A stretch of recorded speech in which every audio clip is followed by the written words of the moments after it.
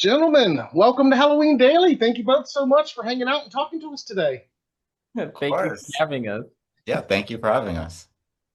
First of all, congrats on the movie. It's called Push. It's coming out on Shudder as we're recording this, and I watched it a few nights ago and just really impressed. Enjoyed the hell out of it, man. You guys both. I mean, just it totally delivers on the tension, on the scares.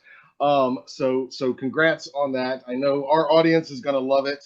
Um, can you tell us a little bit about the origin of this particular story and where this all kind of began for you? And I don't know. I guess Justin, will start with you.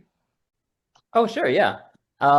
Interestingly, this kind of came out of David having like he was a real estate photographer, and he still actually does do some real estate photography. And he was at a shoot, and like he was out isolated, kind of just like all by himself, and he like called me, and he was just like, this is like a really kind of creepy location, and just kind of felt like, I'm very vulnerable. I could like kind of get killed out here, and a story just kind of grew organically out of that. So yeah, that's kind of where it originated, and that was a while back. This was one of our earlier stories. It was a scary house, to be fair. It might have been haunted. Not unlike in the film. And again, I mean, in this film, as you allude to, I mean, it takes place primarily in this house with this real estate agent, our main character here. Um, and can you talk a little bit about that, about shooting? It's a single location, and that's the majority of the movie, and a lot of it I love too, because you're following your main character, and so much of it is without dialogue, and it's just these classic, um, just creeping suspense moments. David, maybe you can tell us a little bit about developing that and the challenges and or rewards on the other end of the single location. Yeah, thank you. Well, I feel by now we have a good amount of experience with single locations, just being like indie filmmakers, usually struggling with budget stuff, Sure. not having it mostly. Right. Um, but I feel like um, I feel like, well, I'll say like one of the things we always talk about is we really consider film a visual medium. So we never like to rely on dialogue or exposition to be able to tell a story or even explore themes that we might be interested in.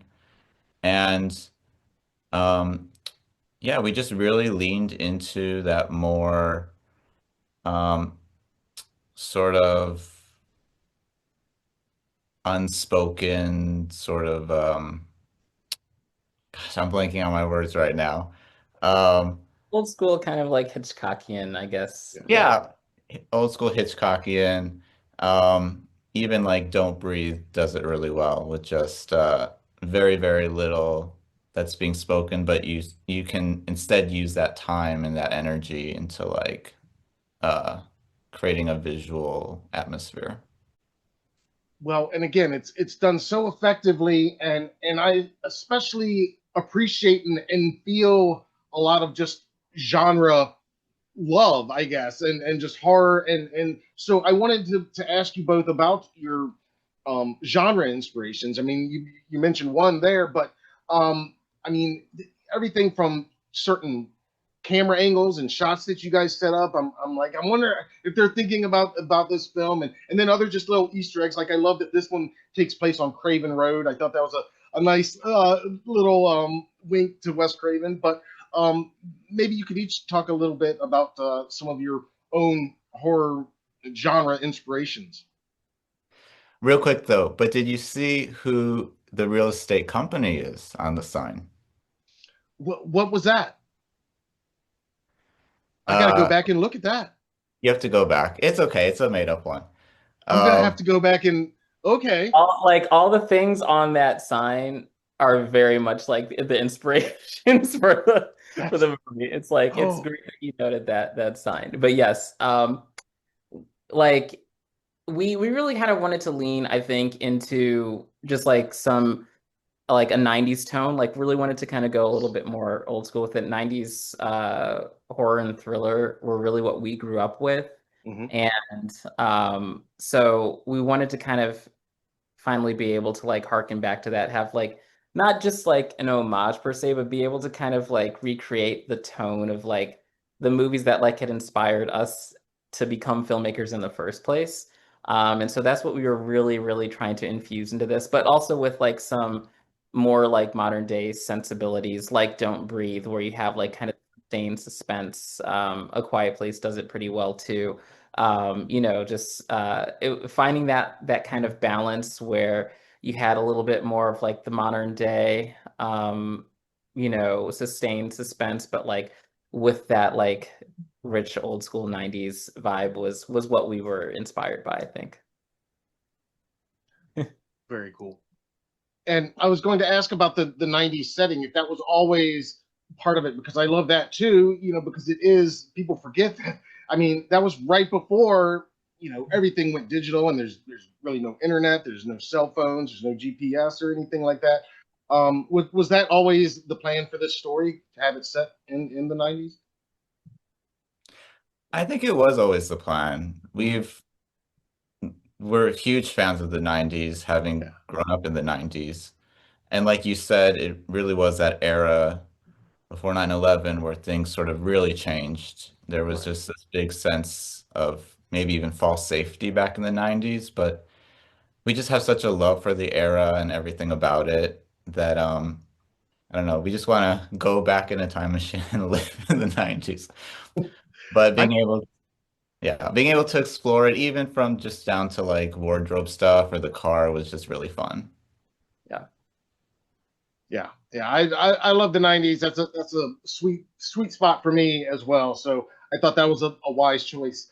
Um, can you talk just a little bit about casting your lead with Alicia? I mean, just she does an amazing job in the film, and she's in it pretty much every frame. And um, was it tough finding your lead, or can you talk a little bit about that? I feel like it was tough for our amazing casting director, Amy Lippens, but she made it easy for us, like she always does. Hmm. So we didn't have to go through as much of the struggle as she did, but we were so thankful. Yeah. Like you said, she's just such an incredible actress. The moment we met her, we just knew that she was our Natalie. And she brought something to it that I don't think that either of us were anticipating. Like the role, I think for us, like it felt a little different on page in a way that I don't know how to explain, but the way that she approached it just felt so elevated, and it just brought, this extra dimension to the character, and we just knew. And we especially knew like then once we got her with Raul, like I mean these two together are just gonna like crush it. Now, this being, I believe, your third feature together, um, can you each tell us something that you learned basically, or encountered on this, that you're taking with you, that you hadn't experienced on the previous projects? Well, we definitely experienced a lot of unexpected things that we hadn't experienced on the previous ones. It was for sure our most challenging shoot. Mhm. I think I think one takeaway is just to always, you know, especially on an indie level, but on any level, at the end of the day, what we're doing is we're making a movie, and it should really be fun at the end of the day. And you should just make sure you surround yourself with like really excited, passionate people that want to be there. Mhm. So I think like just always finding, great teams that you want to surround yourself with is something we want to take away from this one. Yeah.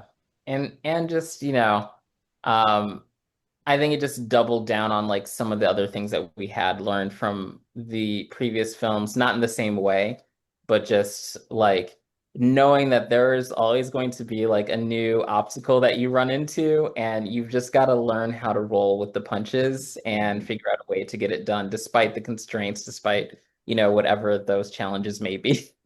Because they will happen, and there's nothing you can do but just like face them head on and figure it out.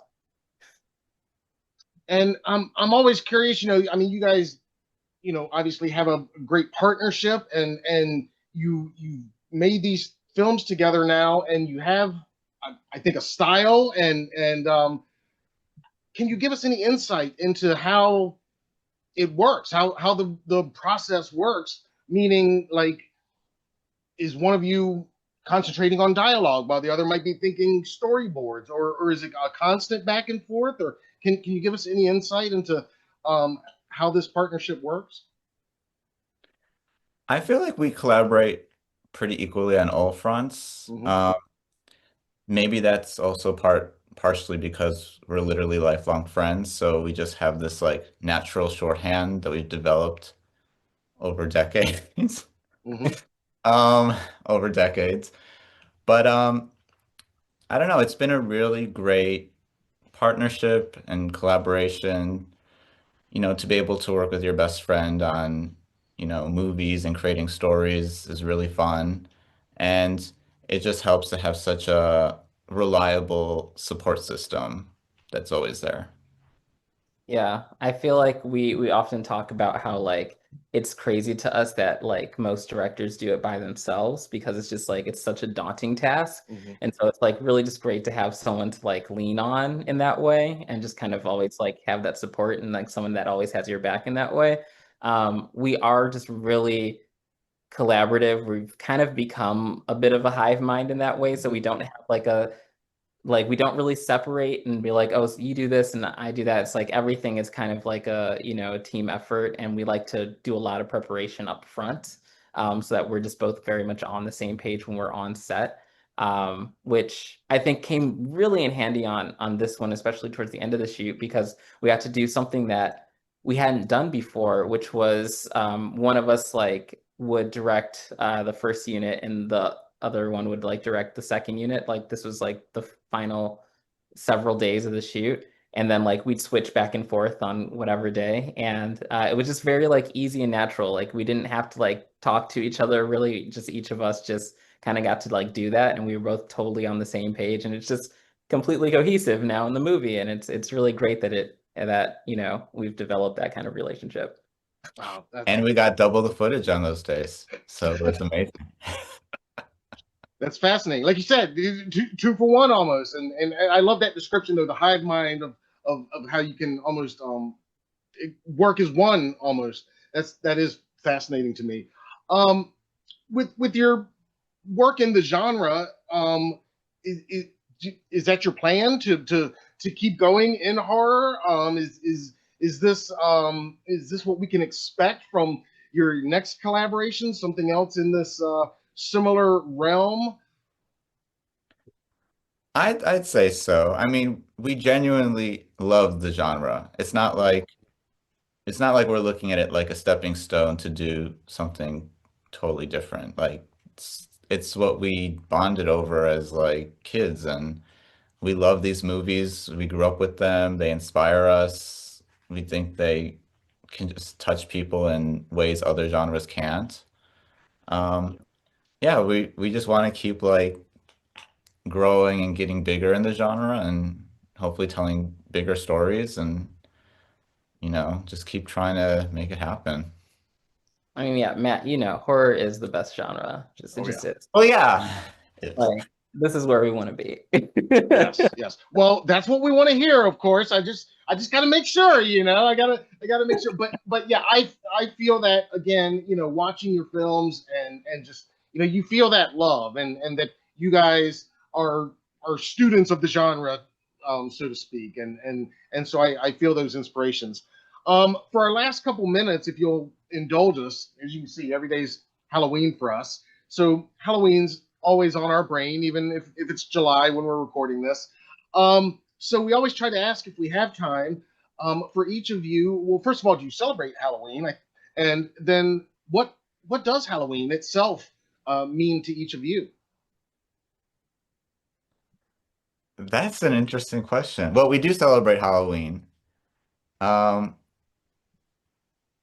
I mean, for me, it really makes me remember my childhood and just having really great memories going around the neighborhood in like a costume and collecting candy. And then now I feel it's become more of just like the whole month is a celebration of just great horror movies. Like every day you try to watch one, at least one. Um, and there's just so many, it's sometimes hard to like narrow down what you're gonna watch, but um, I don't know, it's a very special month and very special holiday when it comes around. Yeah, I feel like it's just like fun and it's very nostalgic.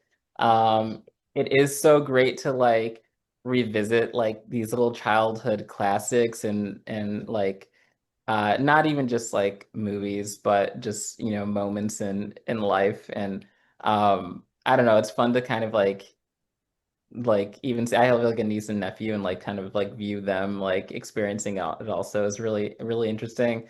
You kind of all you have to like rewatch the classics like Halloween or like this is not horror, but I have to like watch Hocus Pocus every Halloween. It's just it must be watched.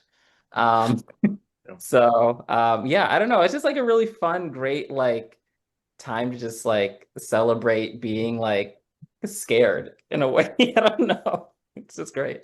Absolutely, absolutely. Well, I couldn't agree more. And then for our final two-parter, we always try to ask your favorite Halloween costume that you've ever worn and your favorite Halloween candy or treat. Hmm.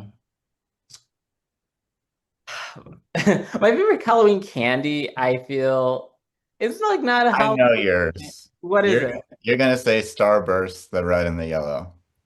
Yeah, it is. Hive mind. See, Matt? I I told you. I see. I see. I love it. I'll Um, go go ahead. your costume. Ugh. I'm gonna say costume is only because like this is the one I put like the most effort into was like this pirate costume. Like I really went all out. It's the only time I've really done that where like I was actually like customizing things and it wasn't but it like wasn't even in childhood. It was like it's Hey, uh that's like in my 20s or something. It was like mid 20s or something, but yeah, uh, I was very proud of that. absolutely awesome. I'll say Dracula because it had a cape and that was very fun. Yes. Um, and then the candy, it's a three-way tie between Kit Kats, Reese's, Buttercups, and Skittles. Skittles. The original Skittles, because they changed it to Apple for a while. That was a big mistake. They remedied it, but Yes. Are you listening, Skittles? See, Keep it lime forever. that's right. Yeah, yeah. Original recipe only. Awesome, guys. Well, I love it. I love it. Again, I love the movie, and I know you guys are super busy today, so I appreciate you taking the time and just talking to us today. This has been a blast, and now I'm gonna have to go check out what the name of the realty company is because now I'm like, how did I miss that? And I was so focused on the Craven Road. I'm like, that's the coolest Easter egg, but obviously there's more there, so I can't wait to go give it a rewatch now. But I know our audience is going to love it. And instead of saying goodbye, like I said, every day's Halloween. So I'm just going to wish you both a very happy Halloween. Thanks, Matt. You too. yeah, it's great meeting you.